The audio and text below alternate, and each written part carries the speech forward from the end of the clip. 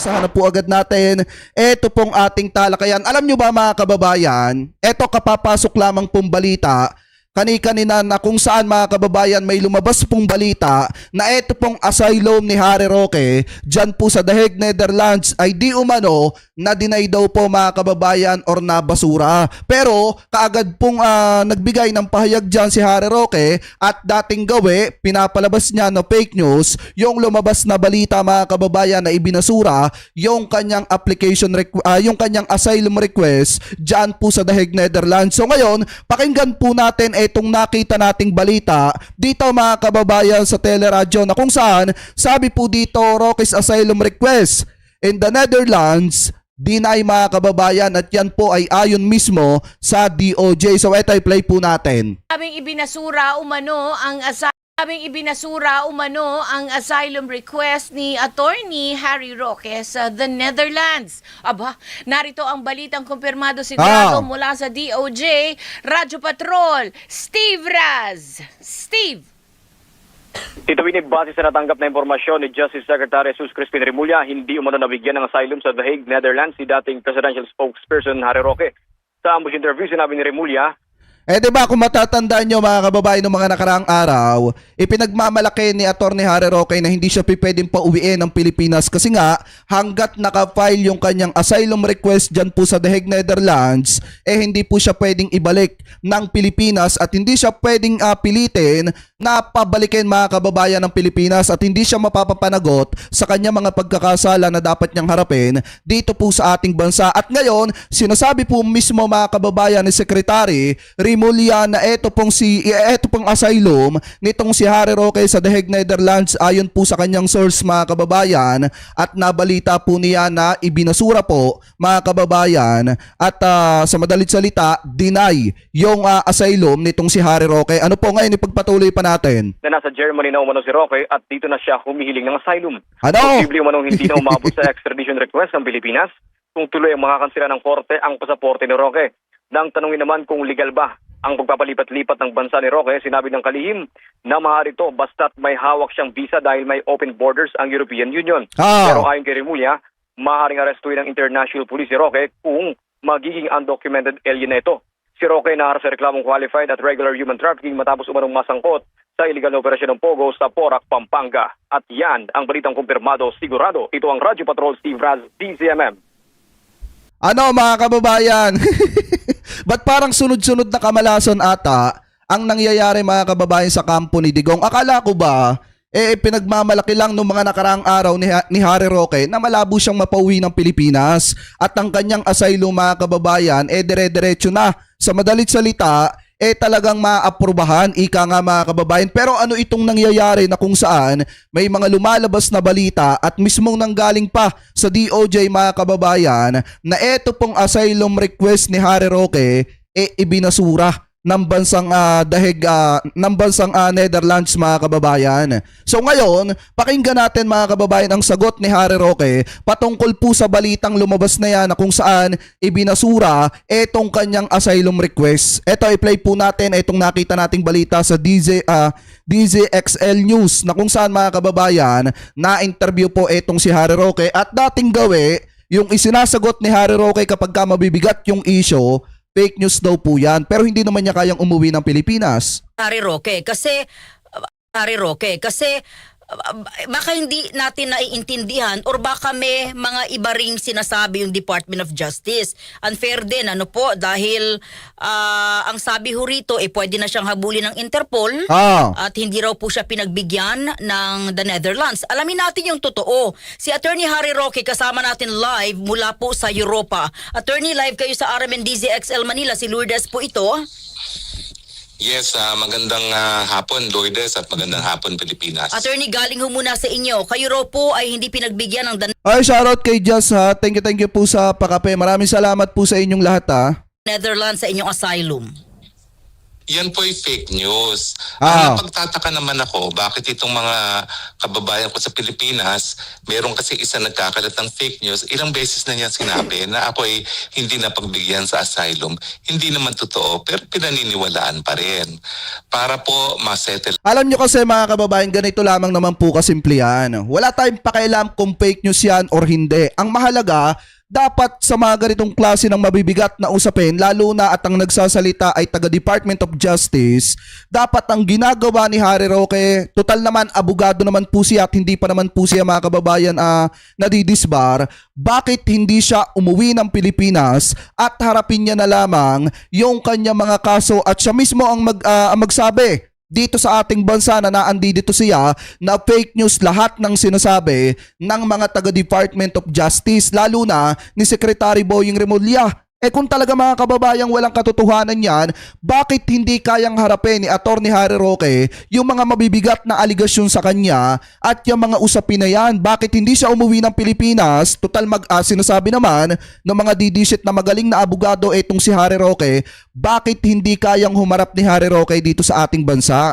Mga kababayan, sa isang tao na walang kasalanan, lalo na't alam niya sa sarili niya na wala siyang pinagtataguan, mismong siya po ang uuwi ng Pilipinas sa taharapin niya itong mga mabibigat na aligasyong ito.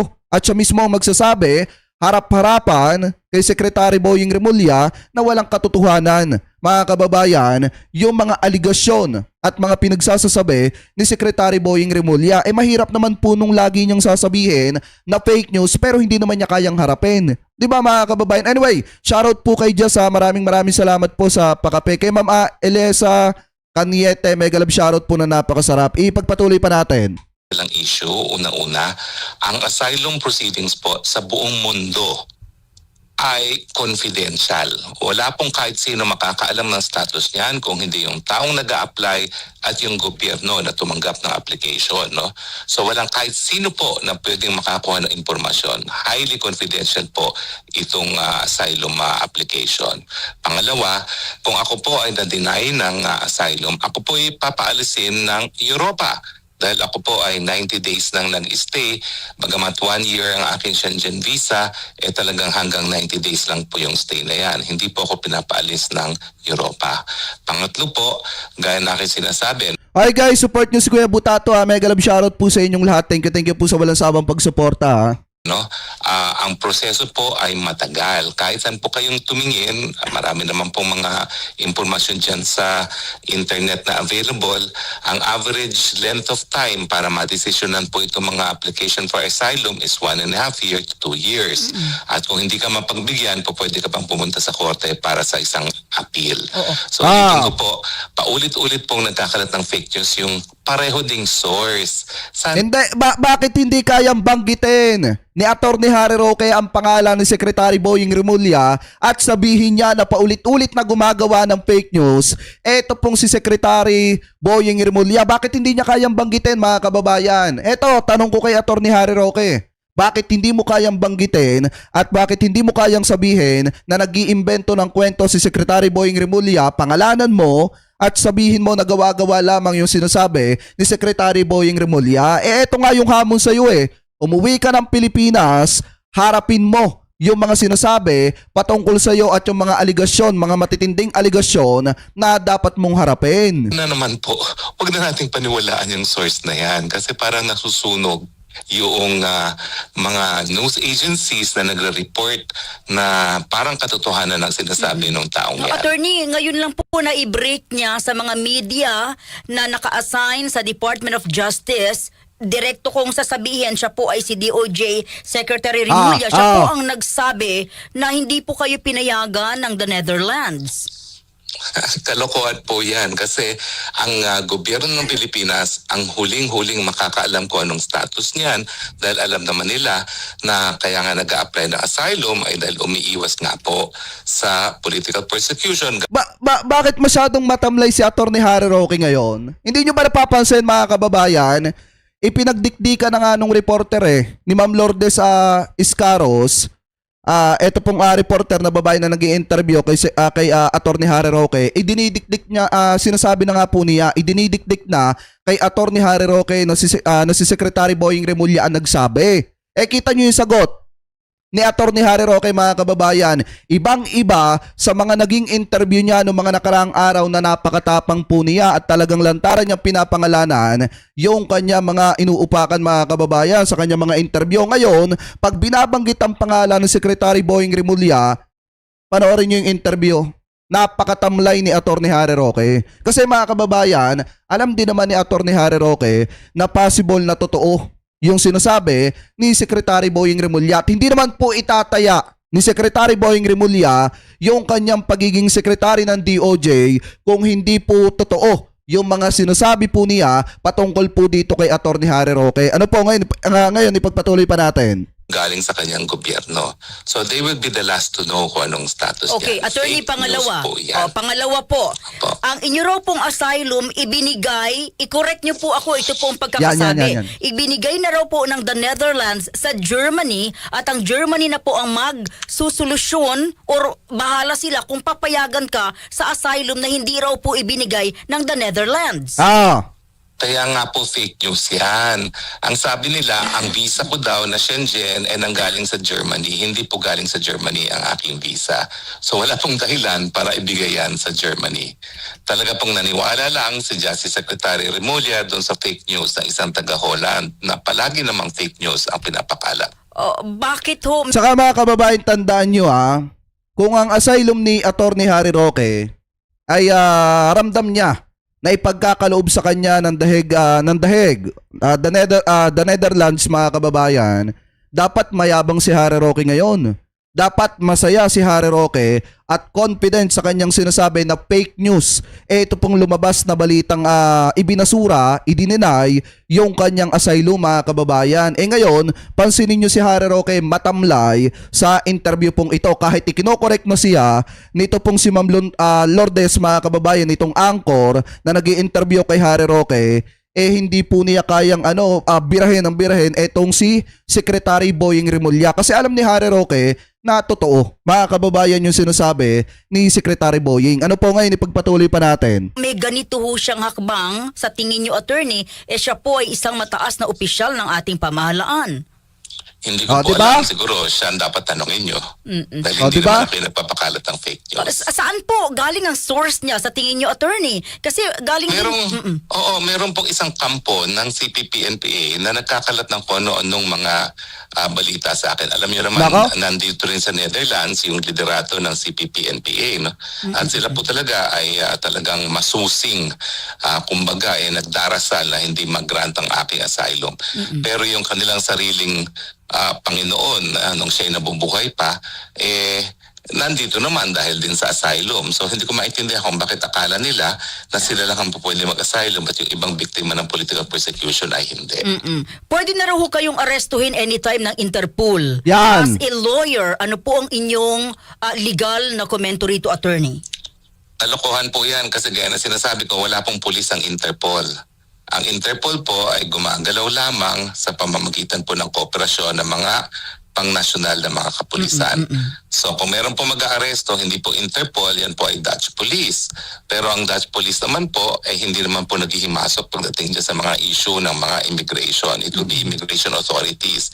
Dito po sa Netherlands, iisang ahensya lang po yung immigration. Eto mga kababayan, napakitama na lamang po ko kung ako po ay mali. Ang pagkakaalam ko po, para pong ang dahig the Netherlands, mga kababayan, ay parang parte o part ng Interpol. Pakitama na lamang po ko kasi hindi naman po sasabihin ng ating gobyerno, especially ng Department of Justice, na makikipag-ugnayan po sila sa Interpol. Lalo na, hindi naman sasabihin ni General Torre na makikipag-ugnayan sila sa Interpol kung sakali man na ito pong arrest warrant, mga kababayan, or kung sakali man natugisin nila etong si Harry Roque dyan po sa dahig the Netherlands, mga kababayan. So ngayon, kung dumating man sa point, mga kababayan, na yung arrest warrant ni Atty. Harry Roque ay ipinadaan sa Interpol, malaki talaga ang possible, mga kababayan, na ma-arresto po siya dyan po sa sa dahig. Kahit pasabihin niya mga kababayan na hindi nakikialam or hindi nakikisali ang mga pulis dyan sa dahig, once na kumilos po mga kababayan ng Interpol,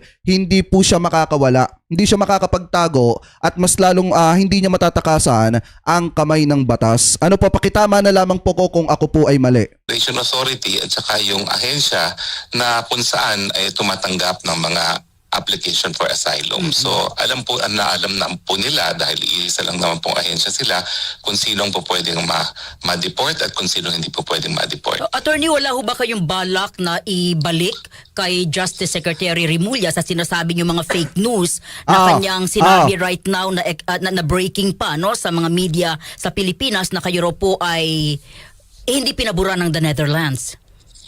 Strike 2 na po si Secretary Remulla. Naalala niyo, sinabi niya na marami daw akong passport o pinabulaanan po yan ng DFA. So strike 2 na po siya. At Hindi mo man lang sasabihin na, ang yabang mo naman, Secretary Boying Remulla. Ang dami mo mga ginawang fake news sa akin. Sana magtanda ka na fake news yung sinasabi mo. Yun lang ang sasabihin mo, Attorney Harry Roque. Parang nakakapanibago ka naman. Samantala't dati pagka may balitang lumalabas patungkol sa'yo, napakatindi mong bumanat at minsan nga dumarating pa sa point na minumura mo yung tao na nagpapakalat ng maling balita laban sa'yo. Pero kahit sabihin nitong si Ma'am Lourdes mga kababayan, itong anchor na nag-i-interview sa kanya na kung ano masasabi kay Secretary Boying, yun lang ang kaya mong sabihin sa kabila ng mga sinasabi mong fake news na ipinakalat laban sa'yo? pag strike 3, Ba? Ay, nako, ewan ko na po sa kanya. Mawawala na siya ng kumbaga, kredibilidad no, sa kahit anong sasabihin niya. So, dapat talaga pag-ingatan ko ano yung mga nagiging deklarasyon. Otherwise, baka hindi na sila paniwalaan. Attorney, ito po'y kumakalat na ngayon. Ano po? Sa mga nakikinig, saan ho kayo ngayon? Nasa Netherlands or Germany? Ako po ay nasa Netherlands. Okay. Ano pong inyong nais na sabihin sa mga supporters po ninyo at sa ating mga kababayan regarding sa inilabas na balita ni DOJ Secretary Remulla? Kalokohan po yan. Tanging ako lang ang po pwedeng mag-anunsyo kung anong status ng aming asylum o di naman kaya ang gobyerno ng Netherlands. No? Ganun po ang proseso. It is highly... Paano kapag kayong gobyerno ng the Netherlands, ng dahig, at saka ang gobyerno ng Pilipinas ay may ugnayan at may usapin patungkol sa asylum mo?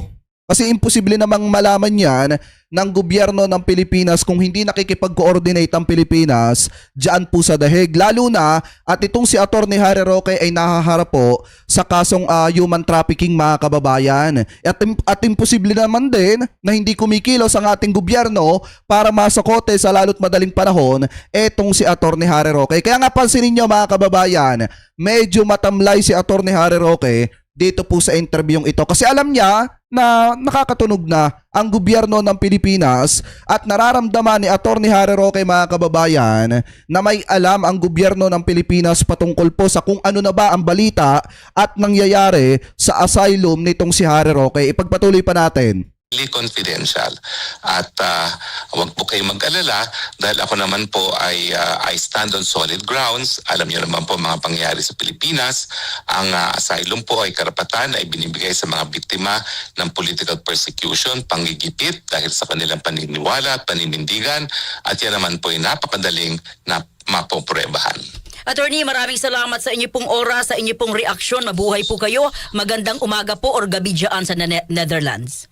Alam niyo mga kababayan, natutuwa ako dito sa sa anchor na ito, dito kay Ma'am Lourdes. Alam niyo kung bakit? Kapag siya ang nag-i-interview kay Attorney Harry Roque, either na nasusuplak etong si Attorney Harry Roque, minsan matamlay eto pong si Attorney Harry Roque kasi napaka-prangka talaga mga kababayan nito pong si Ma'am Lourdes. Kita nyo napakaliwanag naman ng sinabi dito. Ano po ang masasabi nyo sa sinasabi ni Secretary Boying patungkol dito sa asylum ni Harry Roque? Kita nyo mga kababayan tingnan nyo mabuti. Walang gaanong maisagot etong si Attorney Harry Roque at napakatamlay. Samantalang kapag may mga interview siya at alam niya na mali yung sinasabi patungkol po sa kanya, confidence siya na ipinagtatanggol yung kanyang sarili. Pero sa pagkakataong ito, nakakapagtaka naman mga kababayan at napakatamlay ni Attorney Harry Roque dito po sa usapin ng kanyang asylum na request dyan po sa bansang The Hague, the Netherlands mga kababayan. Ano po? So anyway, kayo ano po ang komento nyo mga kababayan hinggil po dito sa sinasabing ibinasura ang asylum request mga kababayan itong si Harry Roque dyan po sa Netherlands mga kababayan. Comment below na lamang po